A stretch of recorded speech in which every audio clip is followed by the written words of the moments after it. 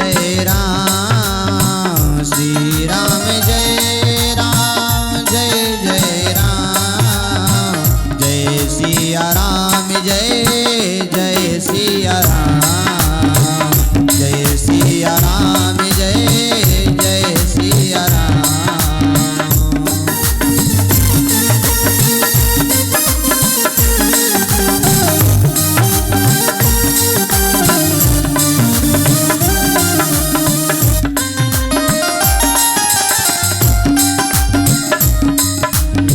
शंकर जगत वंद्य जगदीशा, शंकर जगत वंद्य जगदीशा, सुर नर मुनि सब नावहि सीसा।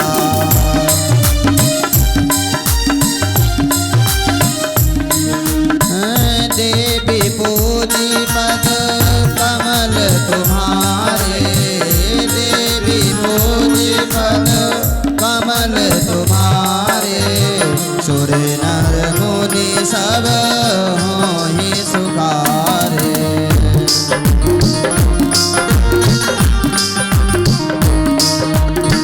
श्री राम जय राम, जय जय राम, श्री राम जय राम, जय जय राम, श्री राम जय राम, जय जय राम, श्री राम जय राम, जय जय राम, जय सिया राम, जय जय सिया राम, जय सिया राम, जय जय सिया राम, जय सिया। बड़ी सुंदर दिव्य कथा आप लोग श्रवण कर रहे थे। भगवान श्री कृष्ण ने आज पूतना का उद्धार किया। पूतान अपि नयति, जो पवित्र आत्माओं को, स्वच्छ आत्माओं को, निर्मल आत्माओं को, विशुद्ध आत्माओं को अपनी ओर बरवश खींच ले, वह अविद्या है पूतना। पूतना क्या है? अविद्या। और एक पांडित्यपूर्ण बिंदु है, भगवान के 24 अवतार हैं, 23 अवतार हो चुके हैं, एक संभावित है संभल में विष्णु शर्मा ब्राह्मण के यहाँ कल के अवतार होगा। जो 23 अवतार हो चुके हैं, इनमें 2 ही बार केवल सीधा ब्रह्म आया है, पूर्ण अवतार 2 ही केवल है। बाकी तो अंशावतार हैं, कोई कलावतार हैं। 2 बार भगवान सीधे सीधे आए हैं पूरी कलाओं से, पूर्ण अवतार। एक बार भगवान श्री राम आए हैं और एक बार श्री कृष्ण। और इन दोनों अवतारों में भगवान ने फीता काटा है स्त्री से ही। राम जी ने भी तो सबसे पहले श्री गणेश ताड़का से ही किया था, और श्री कृष्ण ने भी श्री गणेश किया है पूतना से। दोनों ने सबसे पहले स्त्री पर ही हाथ डाला। ये पूतना वासना अविद्या है और ताड़का वासना है। जिस हृदय में भगवान आएंगे उस हृदय से वासना और अविद्या दोनों ही पलायन करेंगे। इनको तो हटना ही होगा। अगर ये चीजें रहेंगी तो भगवान नहीं रह पाएंगे। गोकुल का अर्थ है, गो शब्द से अर्थ है इंद्रिय। गो माने इंद्रियां। आप लोग नहीं, हिंदी शब्द है गो, गो माने इंद्रियां। एक बार माया की परिभाषा मानस में पूछी गई थी तो मानसकार ने बताई। बोले गोचर जहां लगी मन जाई, और सो सब माया जानहु भाई।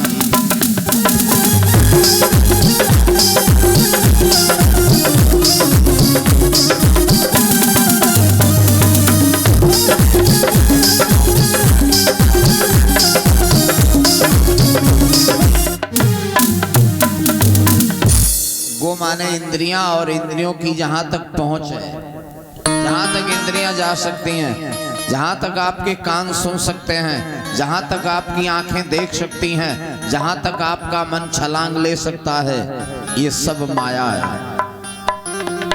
गो गोचर जहां लगी मन जाई, और सो सब माया जानो भाई।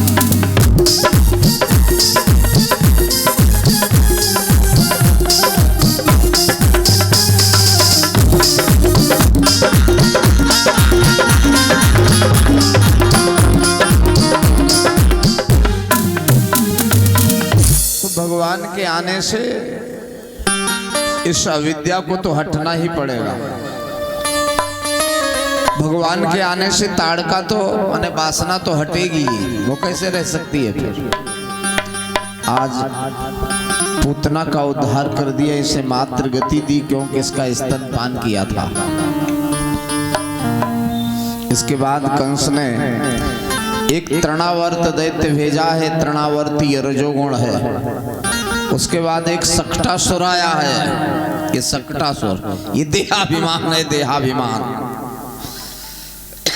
भगवान देहाभिमान को भी नष्ट करते हैं और रजोगुण को भी समाप्त करते हैं। भगवान धीरे धीरे और बड़े हुए हैं, अभी इनका नामकरण नहीं हुआ और 1 महीना के हो गए। नामकरण तो 10 दिन के बाद हो जाना चाहिए। क्यों, अपने यहाँ डस्टोन तो 10 दिन बाद हो ही जाता है।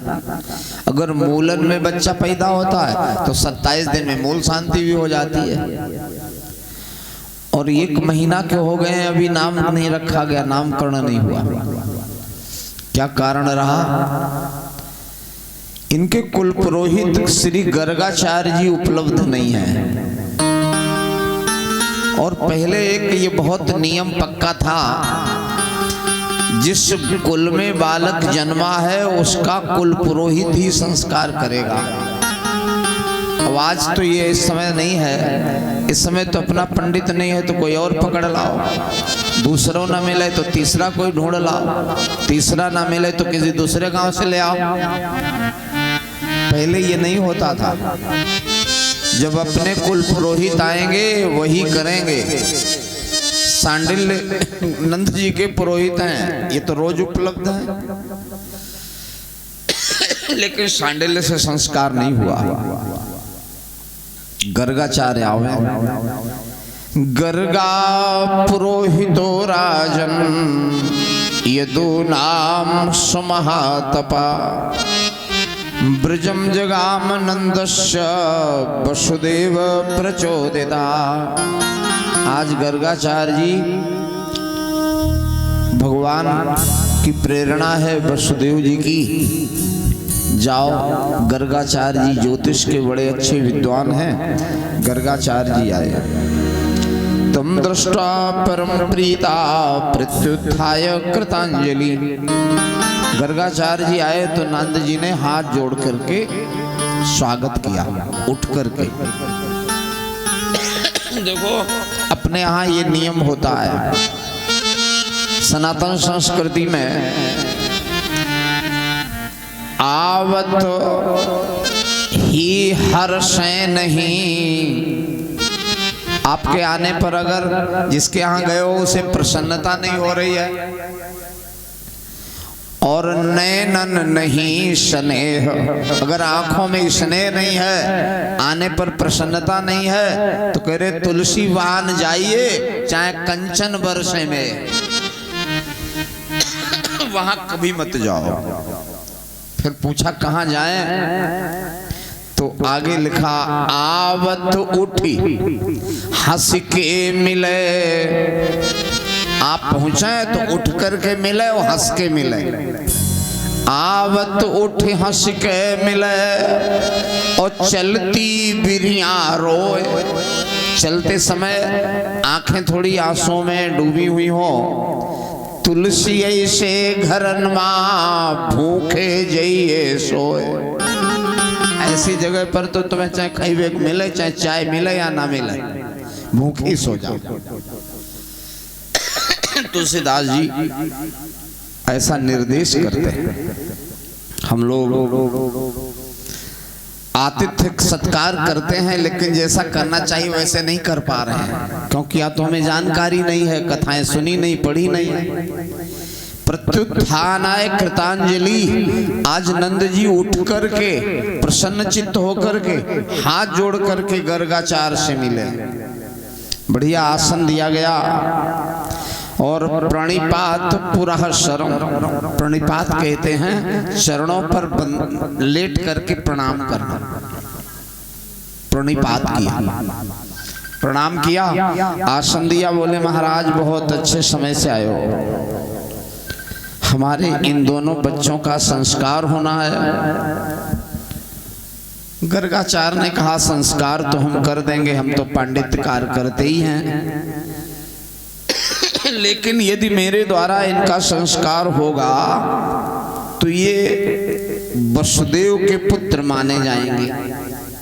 कंस तो इन्हें वैसे भी संदेह की दृष्टि से देख रहा है, और मेरे द्वारा संस्कार होगा तब तो ये पक्का हो जाएगा कि ये वसुदेव के पालक हैं। इसलिए एकांत में गोपनीयता के साथ संस्कार करवाओ, कोई जान पावे, किसी को हवा ना लगे। एकांत में संस्कार गोपनीयता के साथ हो रहा है, बुलवा उलवा नहीं लगाया गया है। गौशाला में देखो जगह जहां कोई कार्य धार्मिक किया जाता है तो उसके लिए लिखा है शोधनम मार्जनम लेपनम भूमिर ध्यात मंडन। जगह की शुद्धि की जाती है, लिपाई होती है गाय के गोबर से, लेपन किया जाता है, बराबर की जाती है, मार्जन होता है, और जहां गाय बंधती हैं वह जगह स्वयं पवित्र होती है, कोई शोधन मार्जन की जरूरत नहीं है। वो जहां गाय बंधती है वो तो तीर्थ स्थल समझ लो उसे। और हम कस्बा वालों को डरते नहीं हैं, बता देंगे, जिस जगह बकरी एक बार बांधी जाए तो 12 वर्ष गाय जब बंधेगी तब वह जगह शुद्ध होगी, पवित्र फिर भी नहीं हो पाएगी, इतना बकरी में दोष होता है। आज गौशाला में चौक लगाया गया, संस्कार होने जा रहा है, लेकिन माताओं को एक संदेह होता है, पंडित पता नहीं विद्वान है कि नहीं है, नया नया आया है, कुछ जानता है कि नहीं जानता है। यशोदा ने कहा पंडित विद्वान तो लग रहा है। रोहिणी ने कहा ऐसा तो नहीं कोई खड़िया छाप आ गया हो। बोले नहीं लगता तो विद्वान है। रोहिणी ने कहा नहीं परीक्षा करेंगे हम। परीक्षा पंडित की योग्यता की कैसे करोगी? तो बोले अपना अपना बेटा अंदर से बदल लो, और तुम्हारा बेटा हमारी गोद में, हमारा बेटा तुम्हारी गोद में। अगर पंडित विद्वान होगा तो जान लेगा। यशोदा ने कहा पहचान हो जाएगी। रोहिणी ने कहा नहीं होगी। क्यों नहीं होगी? कहा बलराम जी गोरे हैं, और यशोदा से कहा तुम्हारा भी रंग गोरा है, और कन्हैया सांवले हैं और हमारा रंग सांवला है, तो पंडित बेटे का और माँ का रंग मिलाएगा, रंग मिल रहे हैं, इसलिए पंडित जान ही नहीं पाएगा।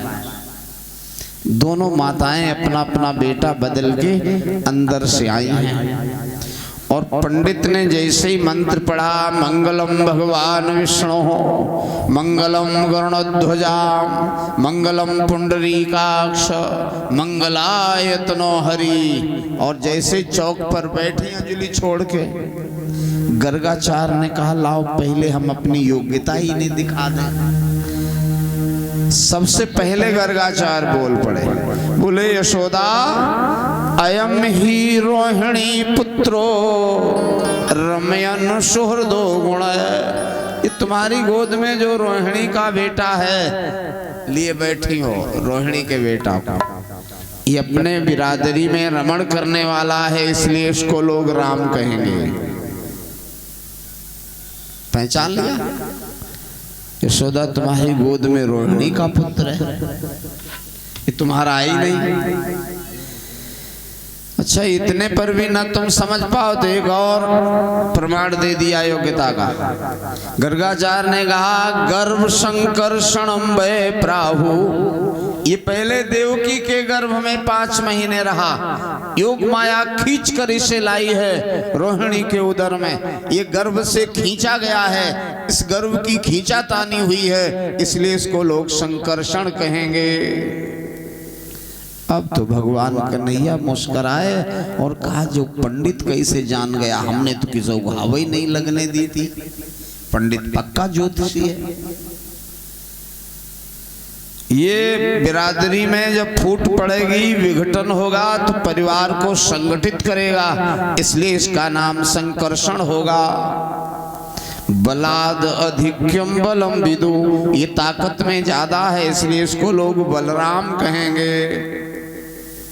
बल में तो ज्यादा है क्योंकि ये लक्ष्मण के अवतार हैं।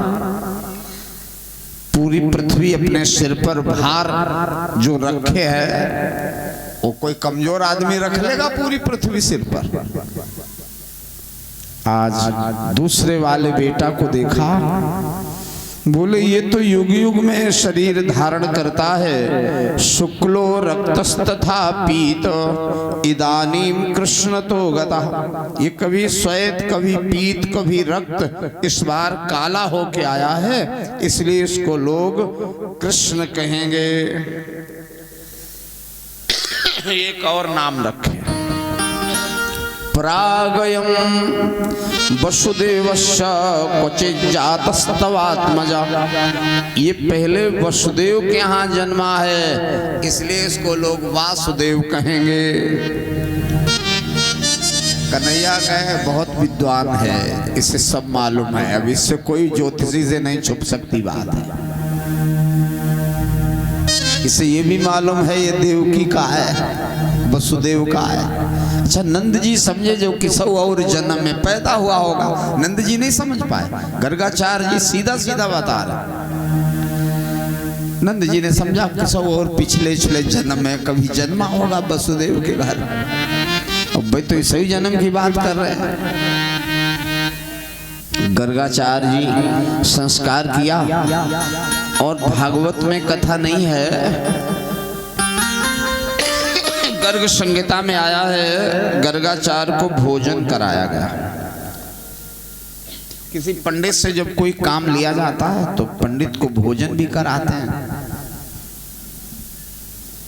गर्गाचार्य जी के सामने भोजन की थाली आई। पंडित लोग हैं, साधु लोग हैं और भले आदमी हैं, ये जब भोजन करते हैं तो पहले भोग लगाते हैं, क्योंकि हमारे मानस में निर्देश है, तुम ही निवेदित भोजन करई, और प्रभु प्रसाद पट भूषण धरई।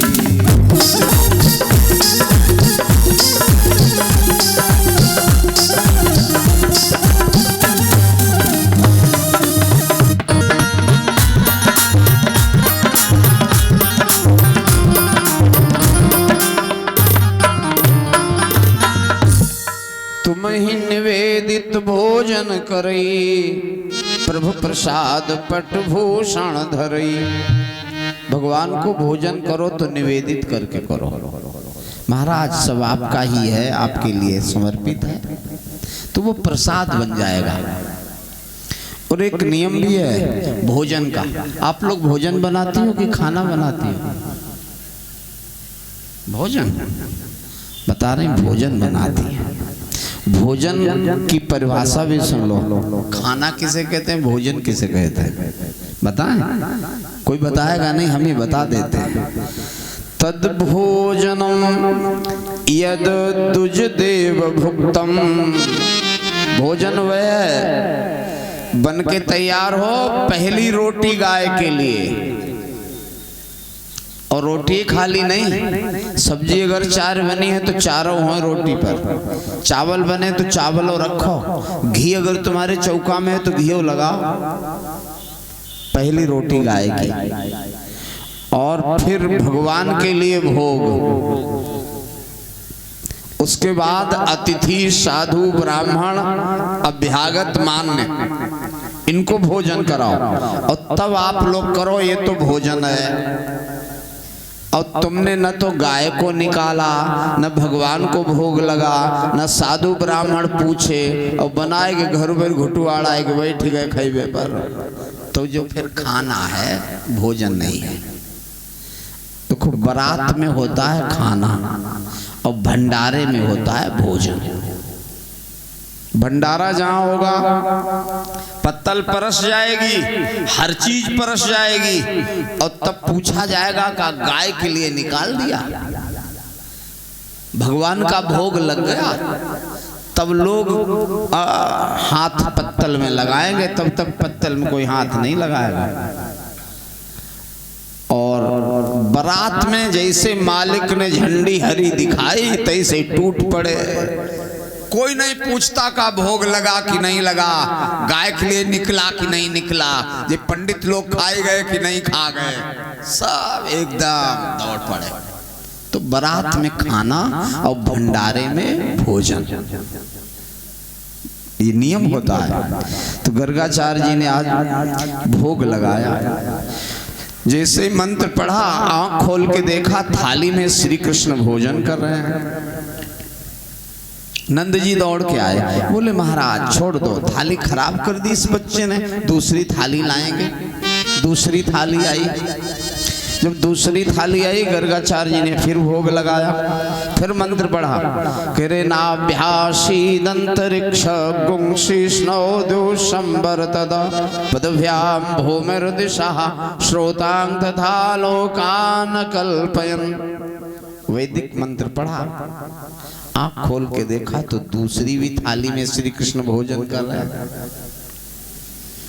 नंद जी फिर दौड़ के आए, बोले महाराज ये भी थाली बच्चे ने खराब कर दी, तीसरी लाएंगे, छोड़ दो इसे, छोड़ो। तीसरी आई थाली, अब गर्गाचार्य भोग तो लगाएंगे ही। तीसरी जब थाली आई, नंद जी ने कहा इस बच्चे को लाओ, हम कमरे में बंद कर देते हैं, कुंडी लगा देंगे और खूब आराम से मंत्र पढ़ो। अब की बार गर्गाचार्य जी ने मंत्र पढ़ा, ब्रह्मार्पणम ब्रह्म हवि ब्रह्मग्नो ब्रह्मणो हुतम ब्रह्मेण तेन गंतव्य ब्रह्म कर्म समाधिना। जैसे गीता वाला मंत्र। आँख खोली तो देखा तीसरी थाल में खा रहे हैं। नंद जी ने कहा इसे तो हमने बंद कर दिया था कमरे में, ये कहां से आ गया? तो कमरा खोल के देखा वहां भी कन्हैया है और भोजनालय में भी है, भोजनालय में भी कृष्ण है, यहाँ वहां दुई बालक देखे। देखो वैसे तो भगवान एक हैं, एको देवा सर्वभूतेषु गूढ़ा, लेकिन आवश्यकता जब पड़ती है तब भगवान एको अहम बहुश्यामः, तब बहुत रूप ले सकते हैं। वैसे तो अकेले ही एक हैं। अयोध्या से जब बहुत लोग मिलने गए, भगवान राम जी सोच रहे हैं एक एक से मिलेंगे तो मिलते मिलते हमें तो 3 दिन लग जाएगा, संख्या ज्यादा है मिलने वालों की। तो क्या किया, जितने मिलने लोग गए थे उतने ही राम बन गए।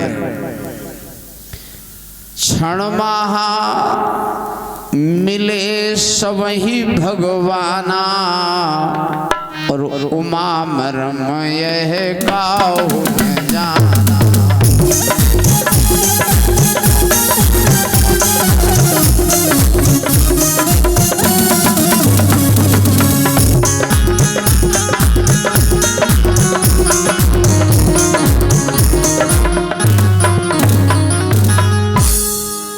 बहुत रूप ले सकते हैं गर्गाचार्य जी।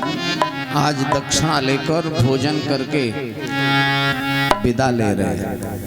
भगवान कन्हैया और बड़े हो गए थोड़ा सा। मिट्टी